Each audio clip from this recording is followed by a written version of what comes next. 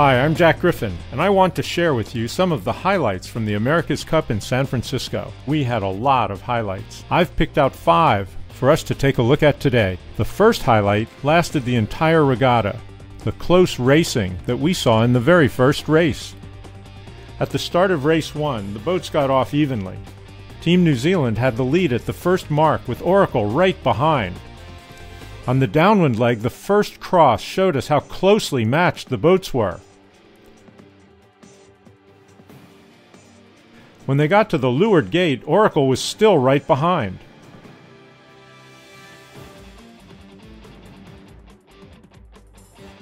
And a slow rounding by Team New Zealand gave Oracle the chance to luff hard, an aggressive maneuver to try to get a penalty on Team New Zealand. The boats split to start the upwind leg, and when they came back together for the first cross, Oracle, on starboard tack with right-of-way, crossed ahead of Team New Zealand. The first lead change we would see in this America's Cup. There'd be a lot more.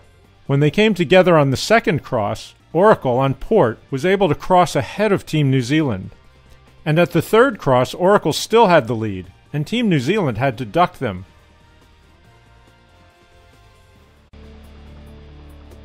But when both boats went to the left side of the course, the lead changed again, with Oracle having to duck Team New Zealand. Both boats headed to the right side of the course on port tack. A few moments later, they tacked simultaneously, and Team New Zealand took the lead for good, going on to win this race. Even though Team New Zealand would run out to an 8-1 lead in points, the stage was set for the close, aggressive racing we would enjoy all through the series. The most dramatic moment of the entire regatta came in race 8, when Team New Zealand almost lost everything. Oracle was putting pressure on them in the upwind leg, and when Team New Zealand tried to tack in front of Oracle, they made a mistake with their wing controls and almost capsized. To add insult to injury, Team New Zealand picked up a penalty for not keeping clear of Oracle, who went on to win the race.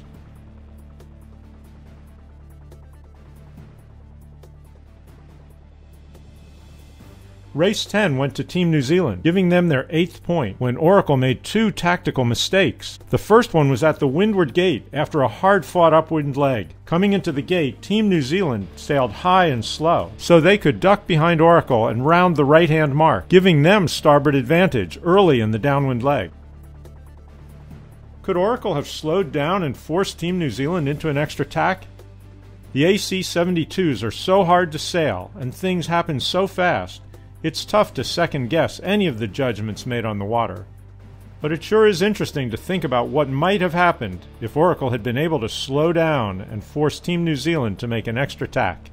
Race 13 gave us the low light of the regatta. Team New Zealand was less than 1 nautical mile, about 4 minutes, from winning race 13 in the America's Cup. But time ran out and the race was abandoned.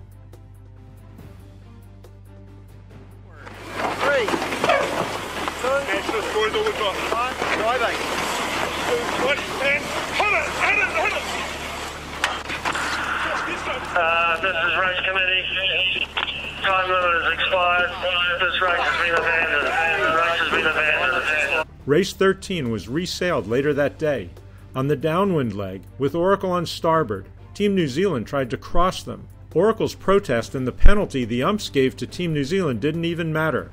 Oracle had already built a lead they would never give up. In fact, Team New Zealand had won their last race 2 days before. Oracle would go on to win race 13 and all the rest of the races. The final highlight I want to show you came in race 18 on the next to last day of racing. When Team New Zealand tried to tack in front of them, Oracle went into foiling mode and sailed right over Team New Zealand, so that when they got to the boundary and tacked at the same time, Oracle was ahead. They had the lead and never looked back. It was a show of speed that left everyone watching shaking their head in admiration.